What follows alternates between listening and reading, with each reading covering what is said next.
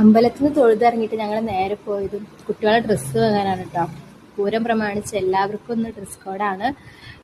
ഏട്ടൻ്റെ ക്ലബ്ബ് ദോസ്തിൻ്റെ വക ഭാര്യമാർക്കും കുട്ടികൾക്കും ഒക്കെ ഈ കളർ ഡ്രസ്സ് തന്നെയാണ് കേട്ടോ. അത് വാങ്ങിക്കാൻ കടയിൽ ചെന്നപ്പോഴാണ് ചേട്ടന്മാരൊക്കെ റെഡി ആയിട്ട് നിൽക്കുകയാണ്.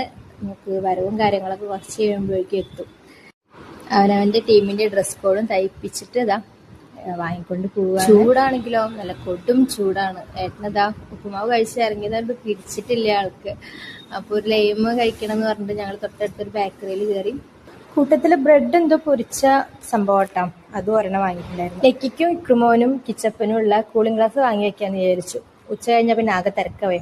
അങ്ങനെ രണ്ടുപേരെയും വിളിച്ചു കൊടുത്തിട്ട് അവർക്ക് ഇഷ്ടപ്പെട്ട കളർ നോക്കി സെലക്ട് ചെയ്തോട്ടെ എന്ന് വിചാരിച്ചിട്ട് ഇതാ വാങ്ങാൻ വേണ്ടി നിർത്തിയിരിക്കുകയാണ്. കിച്ചപ്പന് വേഗം കിട്ടി. അവൻ തിരഞ്ഞെടുക്കുന്നതിൽ പ്രത്യേകിച്ച് ടൈമൊന്നും അവൻ വേസ്റ്റ് ചെയ്യത്തില്ല. പക്ഷെ ഇക്രു നേരെ തിരിച്ചായിരുന്നു. എത്ര നേരം എടുത്തെന്നറിയോ ഒരു കണ്ണട സെലക്ട് ചെയ്യാൻ വേണ്ടിയിട്ട്.